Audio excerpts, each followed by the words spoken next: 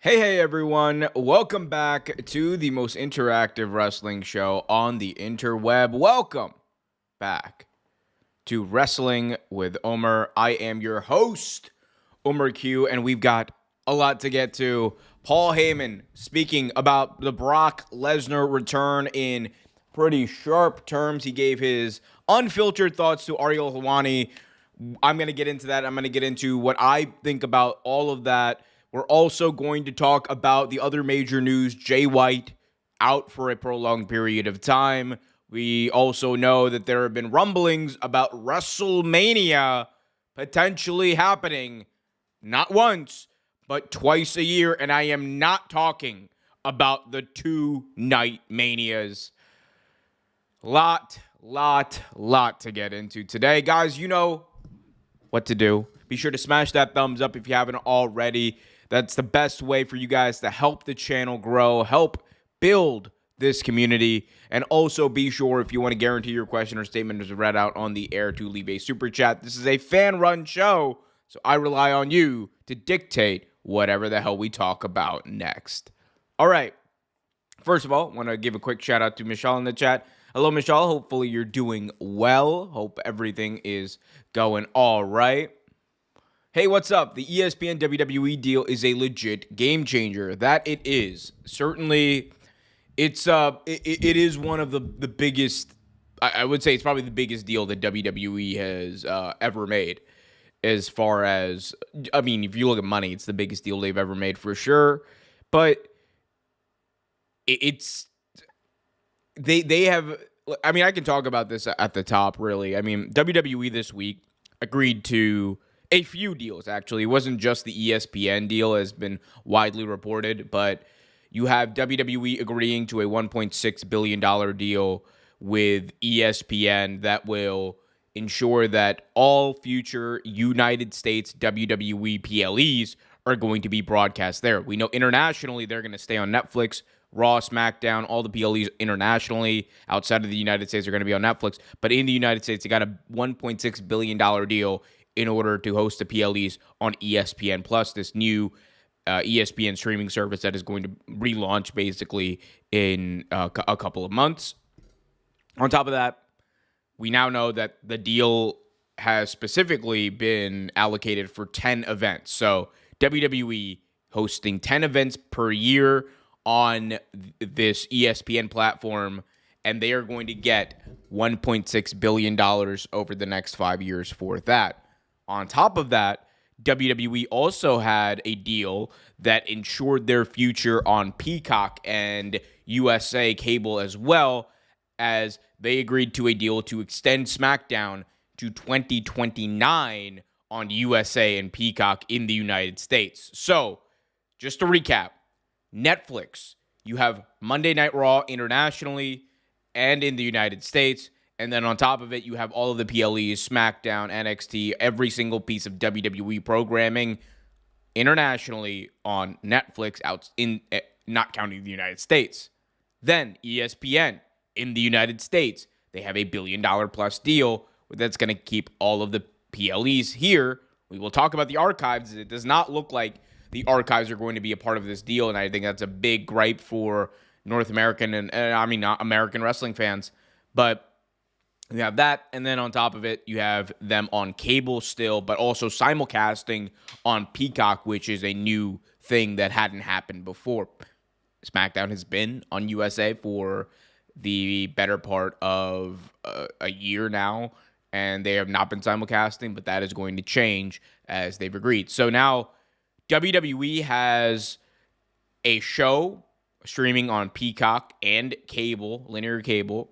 They have a show streaming, or they have a series of big global events streaming every month, basically, on ESPN. And then on top of it all, WWE is also on Netflix through Raw and their international pay-per-views.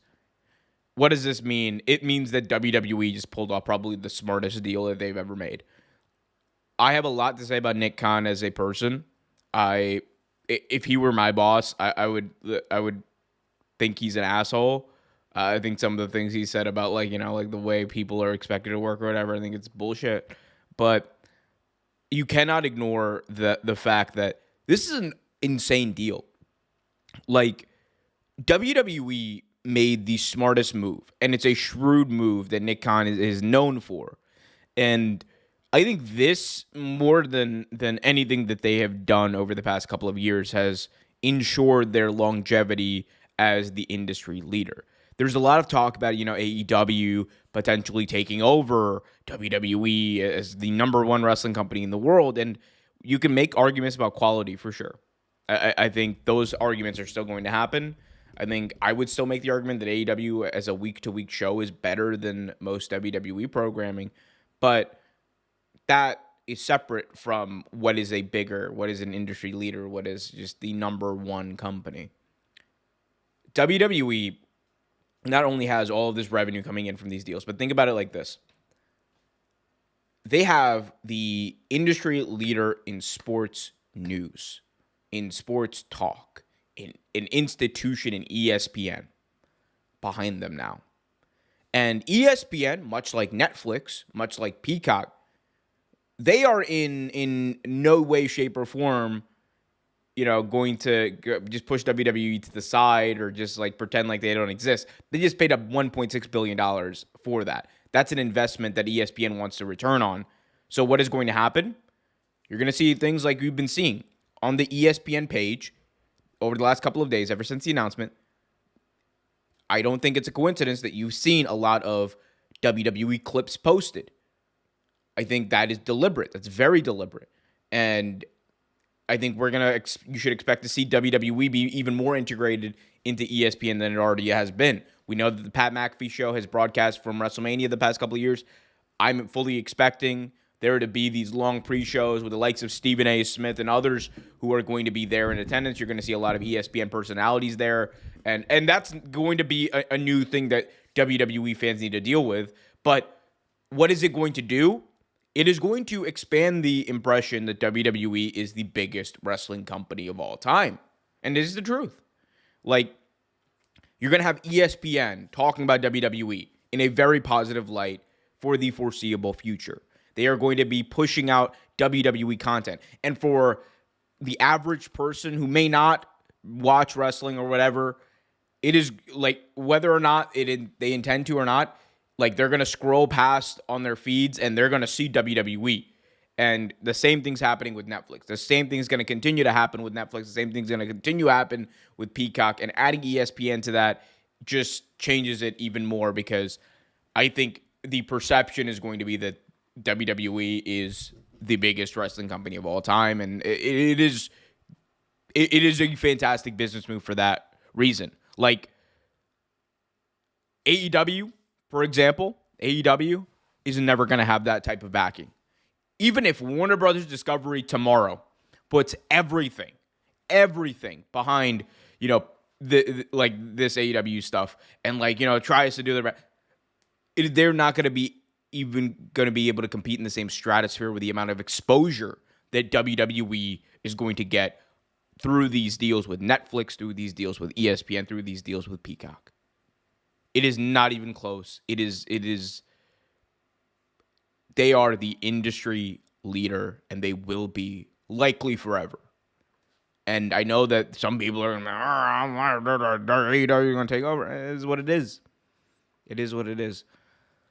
I think the one thing I really do hope for is that talent, see a considerable amount of that revenue themselves, and that WWE doesn't hoard it. I know that a big thing for TKO behind the scenes has been this idea of trying to maximize value, because look, they merged WWE and UFC at a $9 billion valuation that involved, a lot of money moving around, that involved, that, and along with a couple of other moves that TKO has made over the past decade or two, have created a situation where they have taken up a whole lot of debt.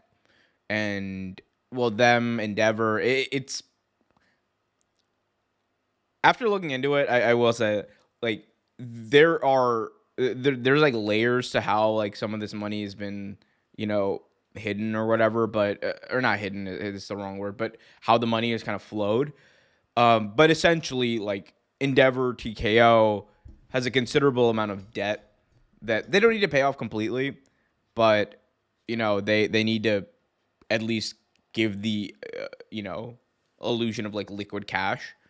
And that's why a lot of this has happened. And they have secured the bag and then some, and they're going to be in a very good place financially for the foreseeable future. Now, there's another conversation that needs to be had about what this means for AEW. And quite frankly, I think that if AEW continues down the path that they are on, if the ratings basically stay relatively where they are, maybe a little bit of a dip, if ratings begin to average for Dynamite below 600,000, then I don't think that this scenario that I'm about to go into will take into effect. But I would expect AEW, if they maintain the same momentum they have now, to get a slight increase on their next deal. It won't be a large one, but I think it will be a slight increase, and it would be enough to keep them financially viable and a success for the foreseeable future and a player in the pro wrestling space. I think if you look at TNA, who I will have a video coming out kind of breaking down the TNA prospective deal and what that means, I think TNA is also in a much better position than they have been over the past couple of years to secure a deal. I think for people who think that it's going to be, to the level of like an AEW deal or what a WWE deal would have been a couple of years ago, I think is wishful thinking. I do think that TNA will get a deal that makes them way more money than any TV deal they've ever had before.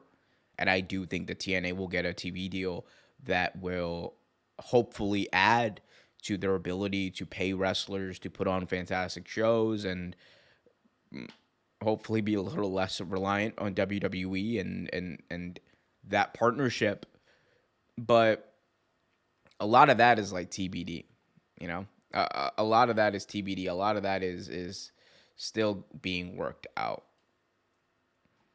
So we'll see about that. And it is crazy. It is crazy.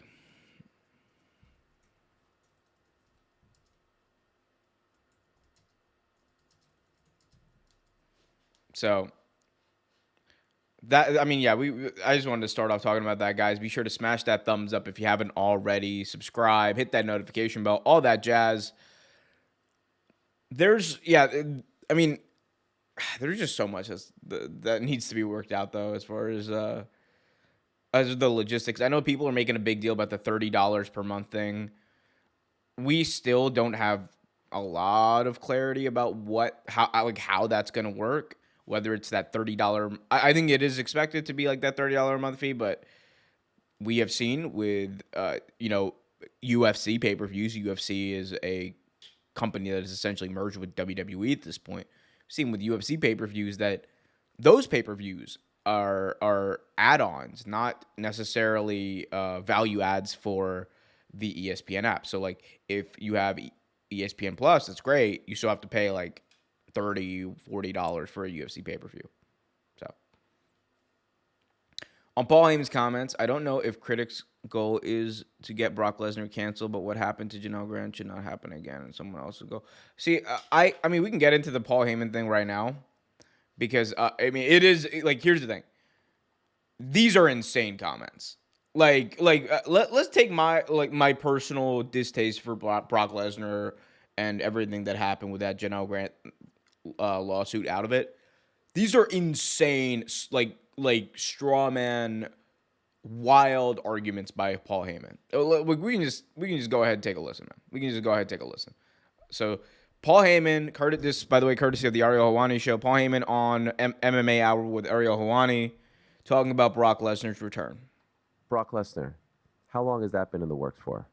That happened real quick. Really? Yeah, that happened. Like, what's real quick? Week, 2 weeks? A couple weeks. Okay. I mean, at least to my knowledge, I got tagged into it after the deal was done. Okay. And when you say deal, also, people mad at WWE about Brock's return didn't last long. Fake Matt. Shut up, man. Shut up. Like, did he need a deal to come back? Fake What do you mad. mean by deals? Well, he wasn't coming back on speculation. No, He is Brock Lesnar. No. What I mean by that is, like, did he have to sign a new contract, or was he still? Because we hadn't seen him for 2 years. Oh, but, I'm sure there's a new deal involved. Okay. And obviously, this has been met with some criticism, right? There's still this ongoing. Everything in life is met with criticism. I don't pay. Okay, so immediately, right? What he's about to say next is insane. Like I really do want to like prepare y'all for this. If y'all haven't seen it, what he's about to say next is like insane beyond the whole. I'm gonna cancel Brock Lesnar, whatever. I don't really care about that. But there's a lot of talk about obviously Paul Heyman and Brock Lesnar are friends. Totally understand that. Whatever, that's his prerogative. I think that there's a line between, putting yourself out there for your friend, but also like having a little bit of self-awareness. I think in this clip specifically, there's going to be a few things that Heyman says that are just insane. Attention to that. Is the criticism fair? Nah, I don't pay attention to it. He's here. That's a reality of the fact. He's here. And if you were in MetLife Stadium on Sunday, you would understand that return meant a lot to that audience. That audience was jacked to see Brock Lesnar come out and to see him F5 John Cena. Nobody left MetLife Stadium going, oh, God, they brought back Brock. People were just going nuts. That's our paying audience. They're happy to see him. I'm happy to be part of a team that presents him. Everyone has criticism in life. There are people that criticize Jesus. There are people that criticize Moses. There are people that criticize Muhammad. There are people that criticize God or gods. There is no president that has ever existed with 100% approval rating. Or there is no president that's ever existed that someone hasn't pointed to and say, that president sucked. There are people who to this day think Abraham Lincoln sucked. They're wrong, but they think it. All right. So that is the insane comment these are the insane comments by Paul Heyman. First of all, David, I want to apologize. I've been getting a lot of flack recently in my comment section, so I apologize for crashing out. Did not mean to. I need to be more chill about these things. I understand we're all here to have fun, and I apologize. But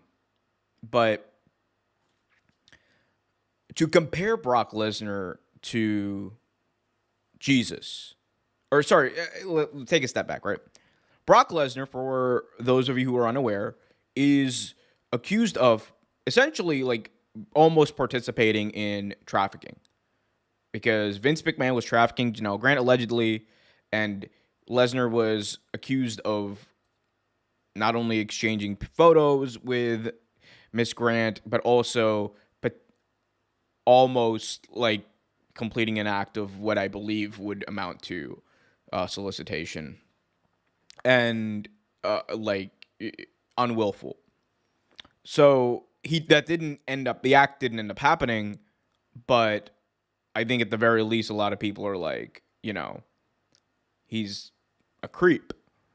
I think that's a fair assessment to make.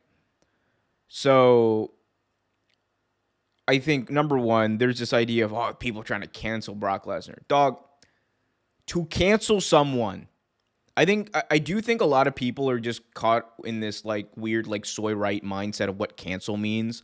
Like I've heard so many people, oh, man, they canceled Brock Lesnar. They canceled Brock Lesnar. They canceled him for 2 years. Dog, Brock Lesnar's been getting paid. Brock Lesnar has been one of the highest paid talent on WWE TV over the past 2 years since he's been gone. And I'm just saying, Brock Lesnar being gone for a year or 2 years at a time and still getting paid, even before the Janelle Grant thing happened and the lawsuit was announced, y'all weren't complaining then. No one was talking about Brock Lesnar being canceled. No one was talking about that.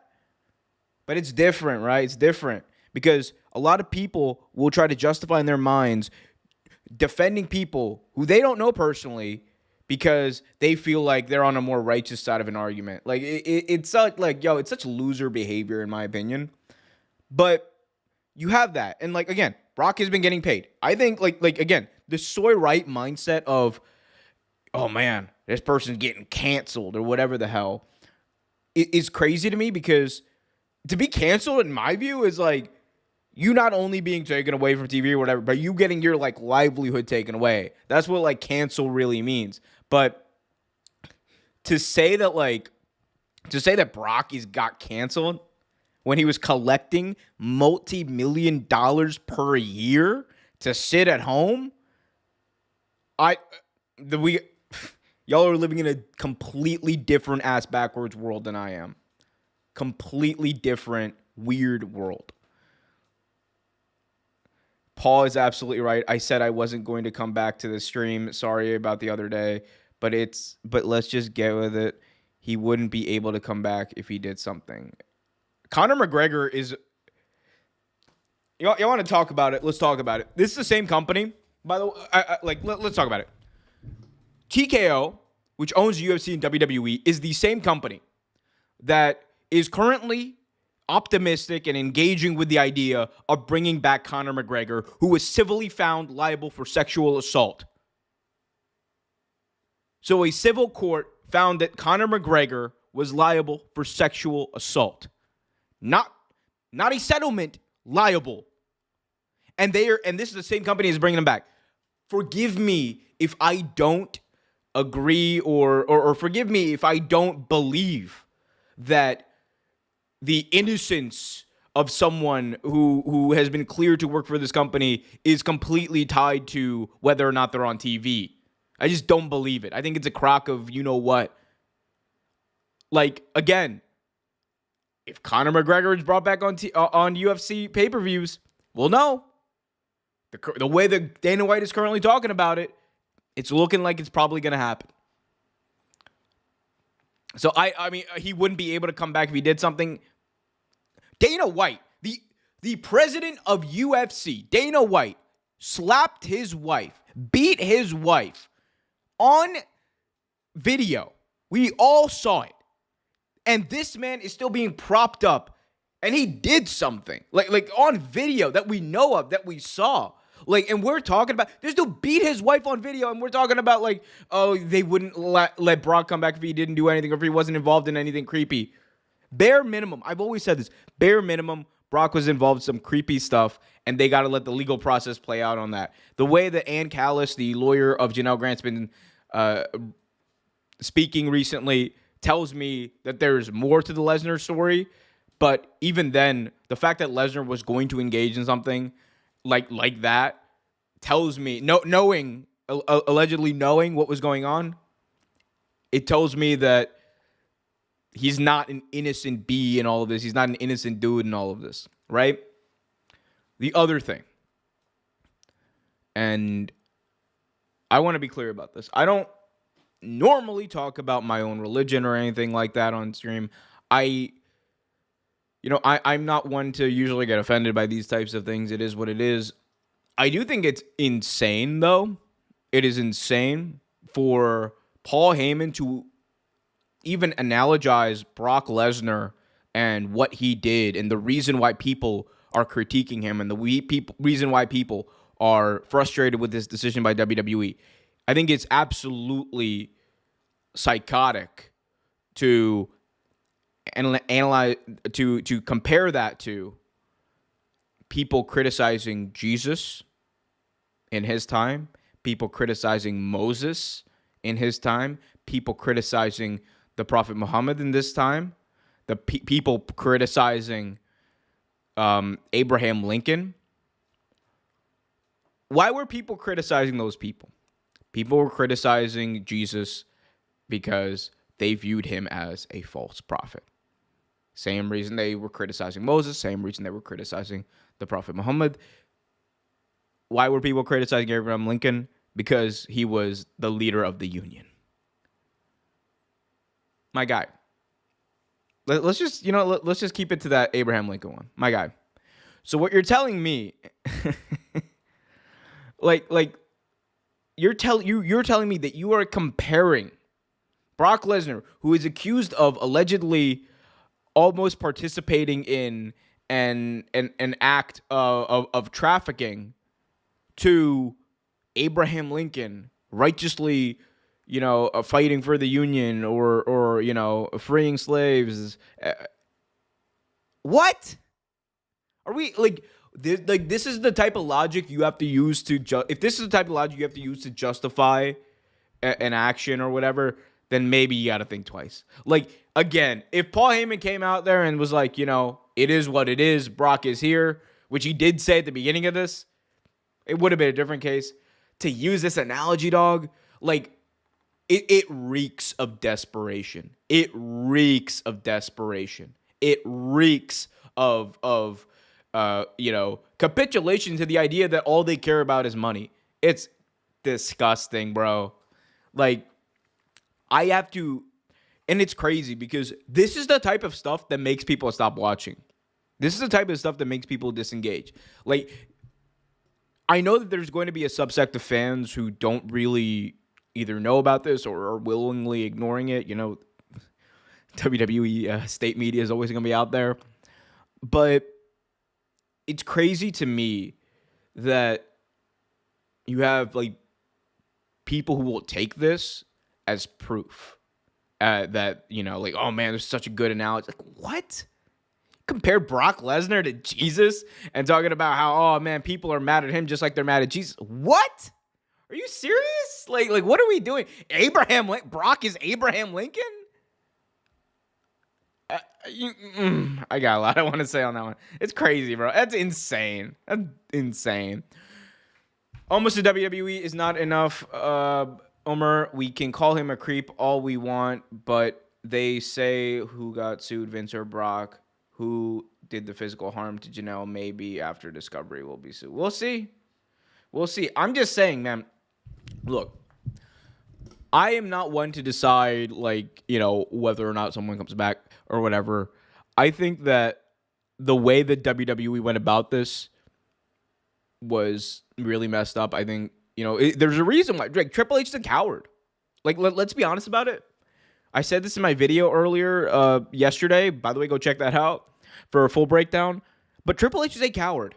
Triple H is a coward because he knew he was going to make this decision.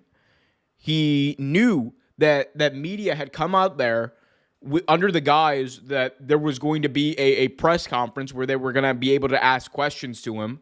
And instead of owning up, instead of taking a little bit of PR training and potentially preparing for some of these harder questions in advance, he said, forget it. I'm just going to do a post show, in front of my fans and spit the word. I'm the game.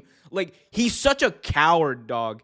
It's insane. Say what you want. I have a million criticisms of AEW president and founder Tony Khan. Say what you want about him. At least he's there after every single major show doing that. And whether it's him getting asked, and there are times where Tony comes across horribly. When he got asked about that Chris Jericho allegation, it's like one of the most weird and just insensitive moments I think Tony's ever had, because he was wearing this joke of a hat. I don't even know what it is. Like what Khabib used to wear to the ring and stuff. But but at the very minimum, there's that level of accountability there. Or a guise of accountability, because not everything's equal. But Triple H said, nah, I'm just not gonna deal with it. And if you're WWE, who could blame him, I guess, because Triple H comes out there. Triple H, there hasn't been a black male talent who's won a singles match in WWE on a PLE for X amount of years. What do you have to say about this? I don't see color. All right, Triple H. Your father-in-law, the former executive in charge of this company, was involved in this lawsuit or was named in this lawsuit. What do you have to say? I didn't read the thing. Triple H, what are you doing to protect women? Everything. And then stuff like this happens. It shows a lack of care, a lack of empathy, and a lack of shit given by WWE. If they wanted to show that they changed, man. Let's be honest. They didn't need Brock Lesnar. WWE, like anyone who says, "Oh, they need him from a financial standpoint," that's such a lie.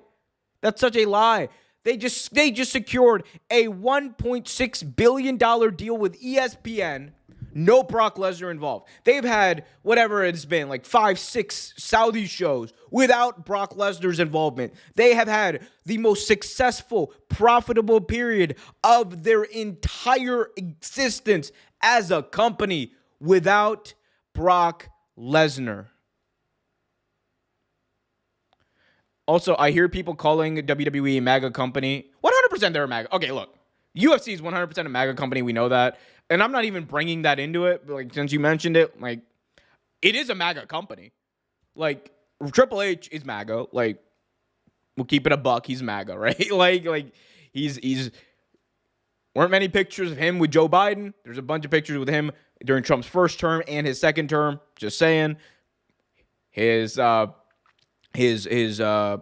was at him along with Shane McMahon and Stephanie McMahon were at Linda McMahon's hearing as you know, endorsers essentially of her when she was when she was being nominated for Secretary of Education.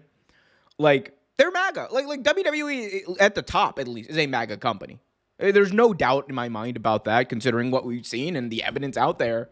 Like, Triple H is on the president's health council, and he was, like, glazing Trump, like at the time. Like, again, I want to be clear about this, too, like, because I know I'm an independent.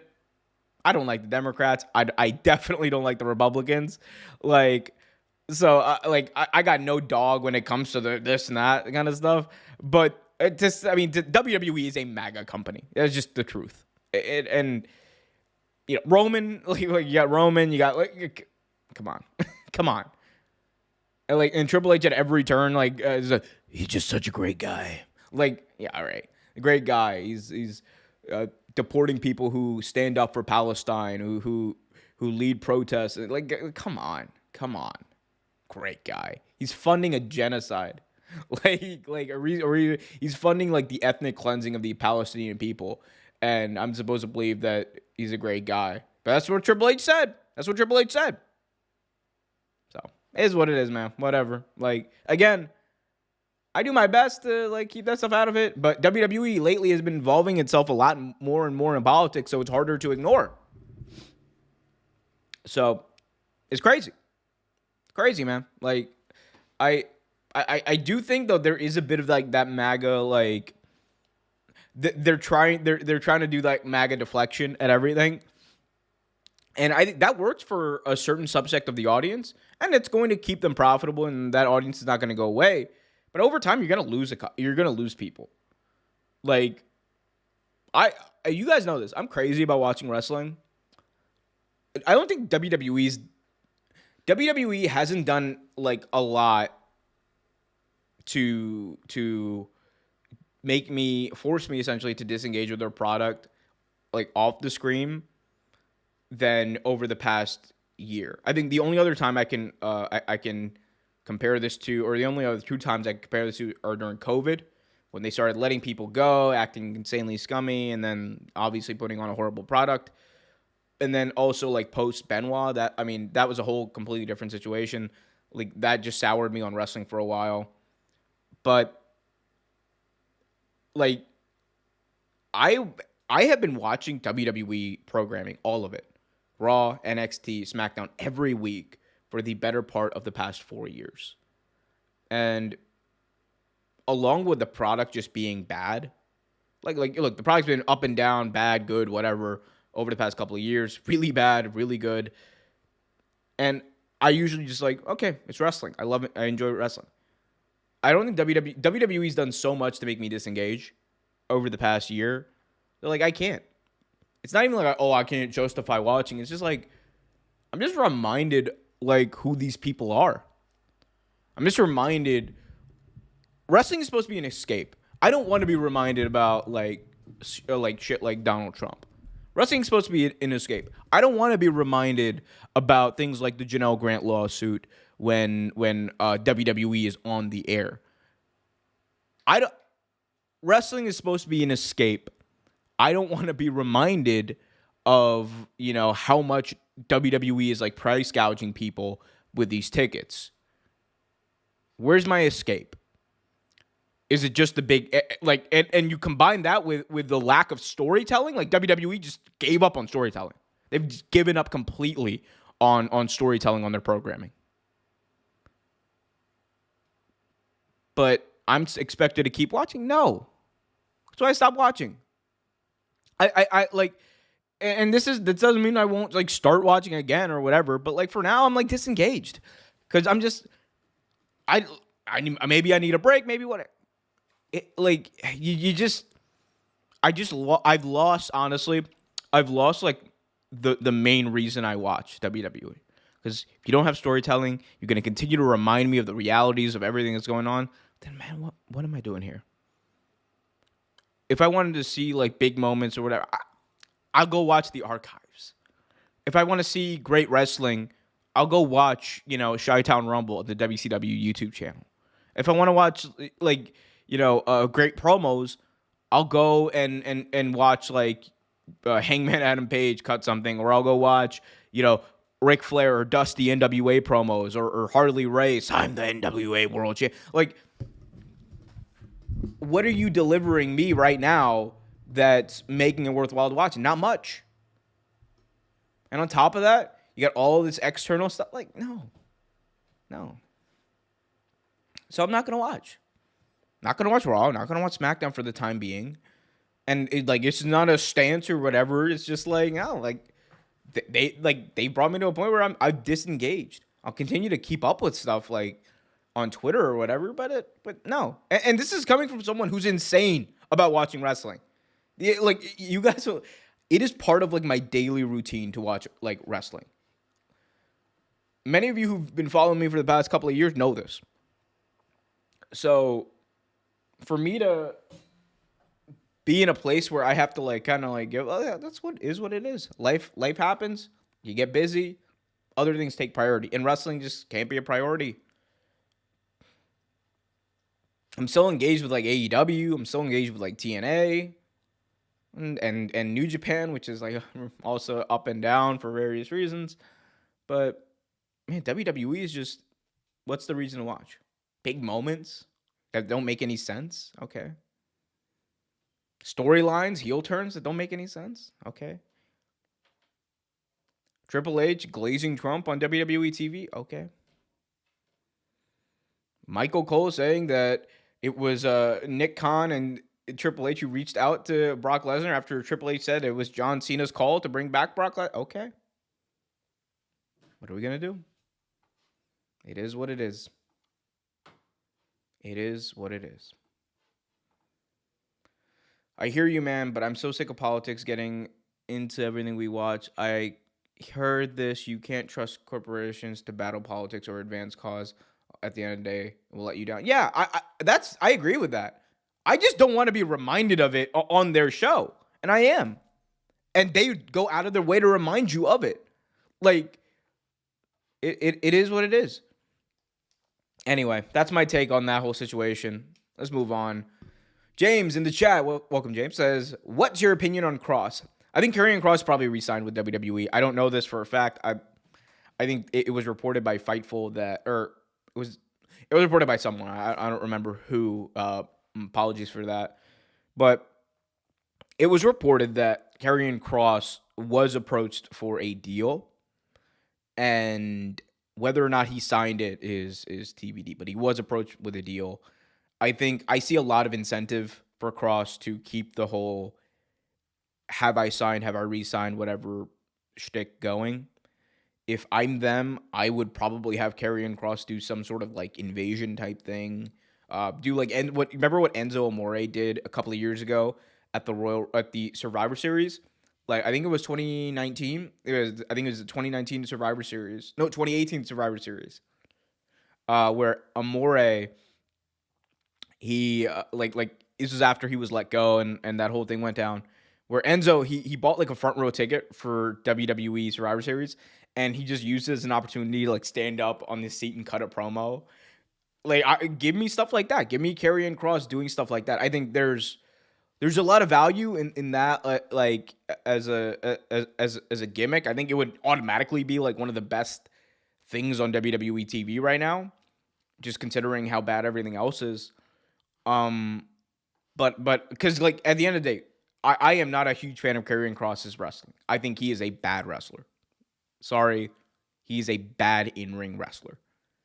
But he's really good at cutting a promo, and he has great stage presence. So lean into that. Have him be like a manager. Have him be an on-screen character in that way, and have him slowly like begin like a plot a takeover. I think Cross has potential as like a top act. I just don't think it's as a wrestler. I think it's more so as a character on TV, and that's good. That's good because Cross can be like menacing to a point. Like he can do like a little bit of the physical stuff. I think enough that he doesn't need to wrestle, but prove that he is imposing. Like make him a final boss. The only issue with doing that is I guess the fact that he can't wrestle. So like you have to toe a line where he actually can't be the final boss. Like unless like the whole objective is him just getting his ass kicked, which I think you could do, but we'll see, man. We'll see. The Karrion Cross thing is it is interesting to say the least. It is a very it's very interesting. I am of the opinion, again, I don't know anything, but I am of the opinion that he probably re-signed, and I would expect him to be on WWE TV over the next couple of months for sure. So we will see.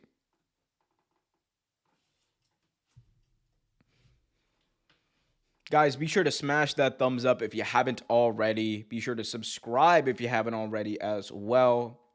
So much to get into. So much more to get into. We also got like some Jay White news. This is some unfortunate Jay White news. Tony Khan was on Robbie Fox's My Mom's Basement podcast.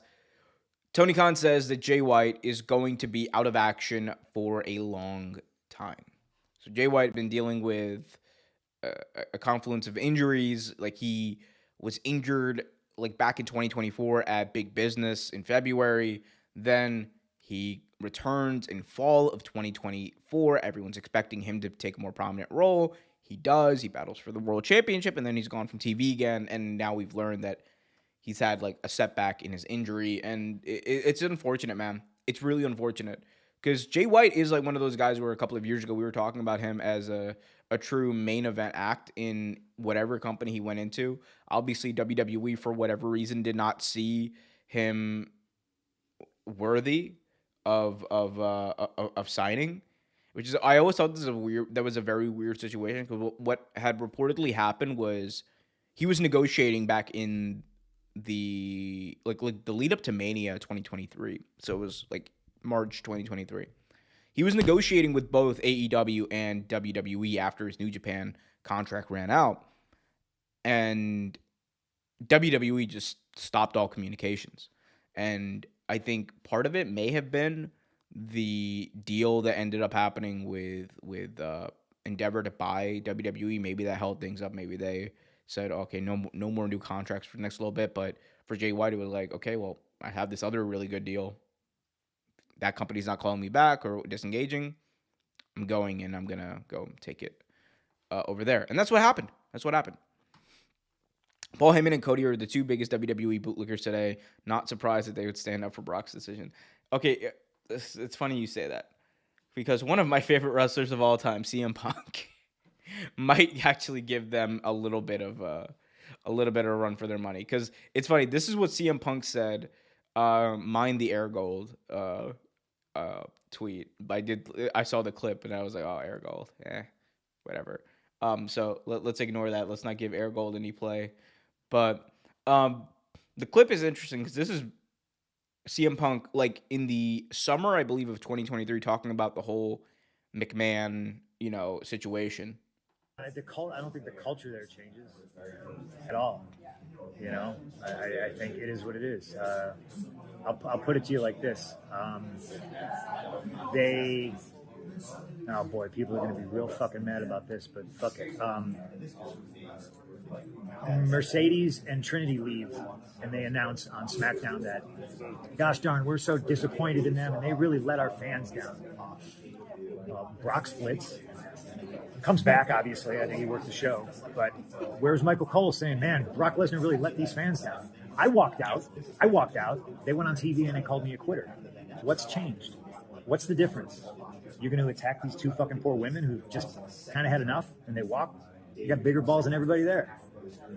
So what's changed? You know?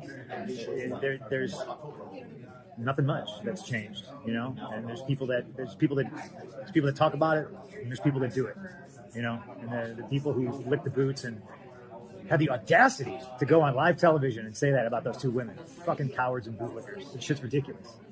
Why didn't they do it for Brock? They did it for me. You know? I don't know.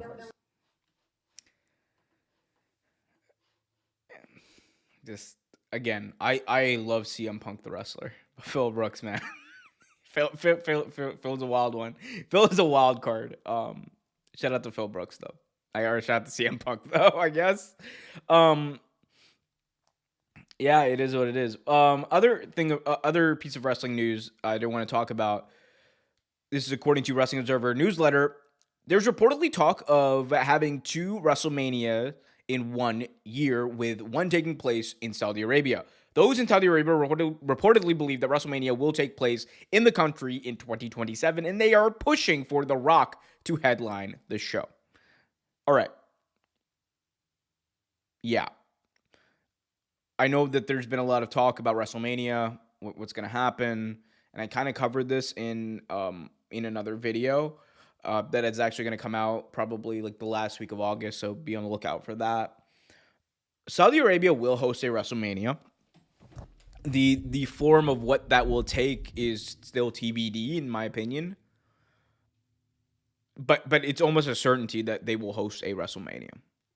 There was a report and a rumor that surfaced just earlier this year about Saudi Arabia hosting a WrestleMania in a non-traditional time of the year. Usually WrestleMania is in March, April of the year, and that's it. They have those 2 nights and then they're done. Well, Saudi Arabia is angling, if they can't have a, actual WrestleMania, they're going to have something to the effect of, like, you remember that a couple of years ago they had the Greatest Royal Rumble in 2018. And that was the 50-man Rumble. That was like a non-canon kind of WWE Rumble. Braun Strowman won. I could very well see WWE doing that. Like something, maybe it's called the Greatest WrestleMania. Maybe it's called WrestleMania Riyadh. Could totally see that happening. And I think if it does happen, it's going to open the floodgates for multiple Manias in a year, and it's going to change the entire business model of WWE once again. Because if you do that once, and you have like Saudi Arabia doing it, well, Vegas has made it very, very apparent that they want to host WrestleMania basically every year. That they want to make sure that WrestleMania, whether it's every other year or every year, they want to get it. And they want to try to get it back-to-back years as much as possible. So is that going to be a thing for them as well?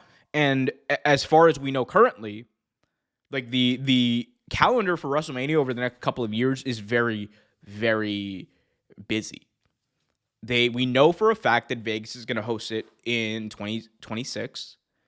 Saudi Arabia is eyeing for some time in the future. I think they will get it. Whether it's 2027 or beyond, or it takes a different form, is TBD. But Saudi Arabia will have it.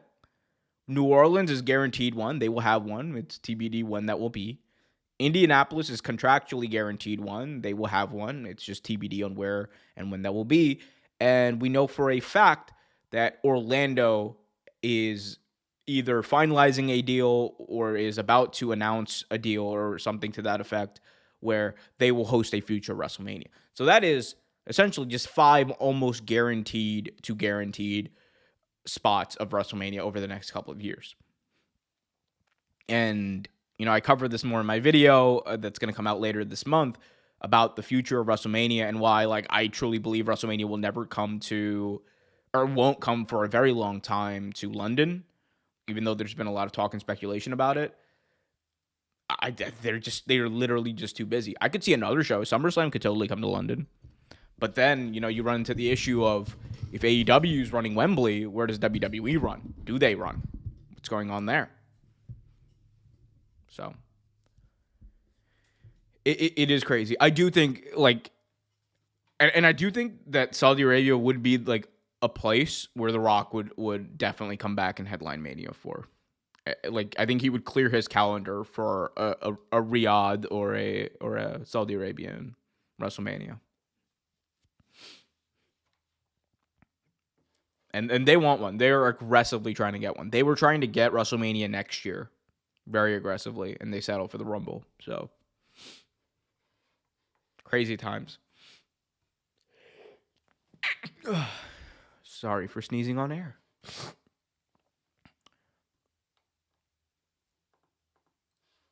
To have a little bit more news. It said that WWE Unreal cameras backstage at SummerSlam were more focused on Seth Rollins' cash-in opposed to Brock Lesnar's return. I do expect that to be somewhat addressed on the show, though. I think the Lesnar thing will 100% be a part of that show. This is interesting. Tony Khan talking about AEW Jay Briscoe. I fought really hard to get Jay Briscoe on the show, and I fought really hard to have. There were multiple times where Mark and Jay Briscoe came to Dynamite and didn't do anything. They just came, and I brought them, and I was trying to. I kept pulling moves. It was a different time. It was a different management. It wasn't Mr. Zaslav. I could have now literally gone to him. I fought really hard to get Jay Briscoe on the show, but I wish I'd been able to have Jay Briscoe on Dynamite just one time, and he came to the show many times. That's my biggest regret by far. So Tony Khan opening up about the Jay Briscoe situation. You know, it had been speculated that the big reason why Briscoe was not allowed on AEW TV was because of Warner Brothers management at the time not allowing it. And obviously the Warner Brothers Discovery merger took place in 2023 following the passing of Jay Briscoe. So we don't know what a world would have looked like if Briscoe had appeared on AEW Dynamite. And, you know, that's very unfortunate. And I think, you know, Jay Briscoe is, you know, he's a lot of things, right? He is pound for pound, I think, one of the most underrated wrestlers of all time. Like, if just in the general, like, wrestling public, I think that what he was able to do in Ring of Honor for so long and be as prominent and big as he was for so long is nothing short of a testament to the talent that he was. And Jay Briscoe is one of those guys where in any era of pro wrestling, I think he would have succeeded in any era of pro wrestling. Like, you could have put him in the 1980s NWA with Harley Race and Ric Flair, and I think he would have been a standout. You could have put him in the new generation in WWF, and he would have been the standout, I think. You could have put him in WCW, and he would have been a top guy. Like, his brilliance as a wrestler is something that I don't think has been talked about enough. I know that there's like a bunch of, like, you know, wrestling podcasters who probably have, but man, like, Jay was so good. And, you know, the big reason why he never appeared on AEW was because of a controversy where, you know, he said some very hateful things about gay people. And, you know, I think one thing that, you know, he has even, like, stated this about, like, growth is he's not the same person he was when he made those comments. And I don't think that there's, like, a lot of people in wrestling who have taken accountability and truly, like, changed who they are like Jay did. And because you heard about the way he talked, you heard about the way he interacted with people. It wasn't just he like apologized. He walked differently after that. He truly did the work to change as a person. And, you know, for someone to show that growth, man, like, and this isn't like about like, and again, it's like what he said was fucked up and stupid and you know, like like it was hateful and dumb. But he, like, did everything I think you could ask a person to do at that point to change, to grow as a human being, to try to atone for that, to try to learn from not only the mistake, but the hate and the vitriol behind what he was saying. And yeah, man, it's I think people have the capacity to grow. I really do believe that in my heart of hearts. I think people have the capacity to grow. And I would put Jay Briscoe as a prime example of someone in wrestling who's done that and who did that. And it's just really sad. It really makes me sad as a wrestling fan, as someone who watched like the majority of his career. Jay Briscoe was one of my favorite wrestlers. Like back in the early 2010s, late 2000s. And it's just crazy, man. It's just crazy. Yeah, man. What a world that would have been if Jay Briscoe was on Dynamite. Like, could you imagine him? Like, I mean, we don't know and we'll never know, but that's why it's just so great to see Mark Briscoe carrying that mantle and carrying it in the way that he's. Mark Briscoe is another guy, man, whose talent I don't think is truly appreciated. Because he is whatever the company needs him to be in that time. He can be a top level promo and a top level like baby face in a program. Will he be the top baby face? That's not what I'm talking about, but he could be a top level guy for a program. He can be the comic relief. He can be the emotional baby face. He can be whatever you want him to be. He can wrestle nearly any style you want him to wrestle, whether it's brooding, brooding hardcore, or like that more bruising brawler style, or just great wrestling. Like, he's capable of all of it. And it speaks to like the Briscoe brothers and how talented they both were. But man, like, Mark is running with it as well, and it's just so beautiful to see Mark running with it, man. It's just so beautiful. Like, I will never get tired of seeing Mark Briscoe on my TV screen. It's just one of those things where you just look at him and you're just like, oh man, he's got all of it. He's got it.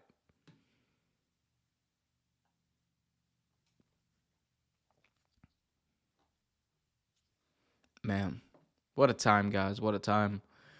Michelle in the chat, should wrestlers or actors reveal their politics? Because after this election year, I'm not sure, because actors are largely Democrats, but they want Republicans to watch too. Wrestlers want non-Trump vote. I mean, should they? It's up to them. I think more than like, I think more than like, who they endorse or who they support, it's important to look at, like, if you're going to judge someone by that, it's important to look at their values. What specifically do they support? Do they support, ripping families away from each other? Do they support ripping communities apart? Do they support policies that fund an unjust genocide in Gaza? Do they support policies that help fund the bombing and starvation of children in Yemen? I think, to me personally, those are the types of things that do they support guaranteeing healthcare to everyone? Do they support, like, those are things I care. I never like get boxed into like one side or the other. It's more about like, what values do you walk on? And if your answer is I simply support X person because vibes, well, is what it is. What am I gonna? What do you want me to say right now about that? Should they? I don't care. I would rather them speak out about specific issues that matter rather than glaze like Biden or glaze Trump or glaze Obama. I don't really care. Like that type of stuff never really mattered to me. I never understood why people like. I mean, in the entertainment industry, I guess I understand it because like you're just kind of taught that like that proximity to power matters more, but in reality, it's all like fake. In reality, a lot of the people in DC, like left, right, whatever, a lot of them are just not great people. I think we're finding that out. We found that out over the last couple of years. And again, I'm more of a guy where, what are your values?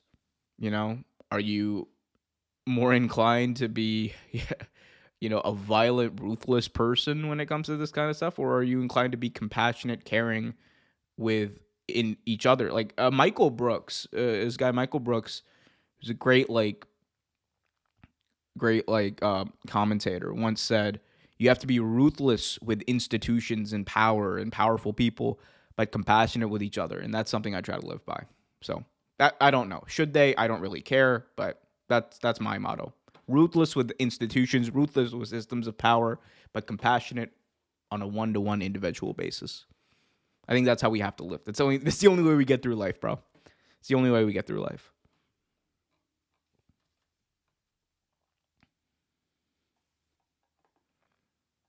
Wait, what is happening? Wait, Joe Budden talking about WWE. I did miss this. Hold up. I missed this, I think. Hold up. This is Joe Budden on the Joe Budden podcast, currently talking about LA Knight. LA Knight. LA Knight. LA Knight. LA Knight. That's crazy. Joe Budden becoming an LA Knight fan after attending one WWE show is wild, bro. That's so wild. Oh my gosh. Oh my gosh.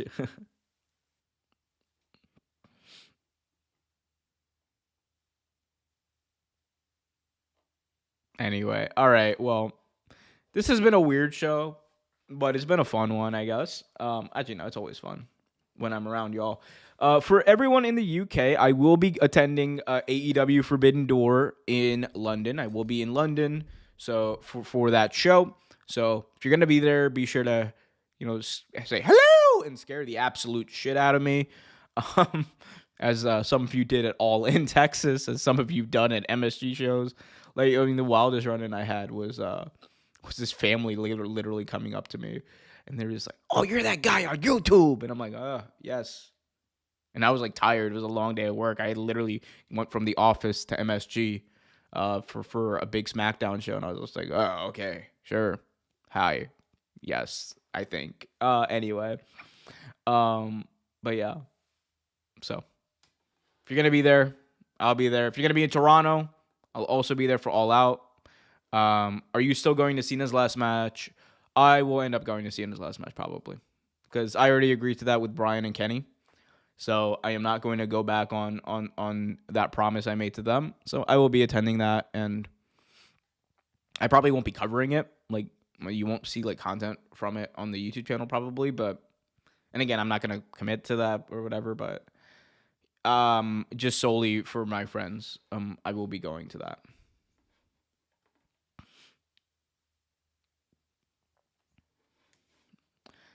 All right. Well, guys, this has been a fun one. Thank you guys so much for tuning in. I appreciate all of y'all. Until next time, be happy, be healthy. As always, keep it real.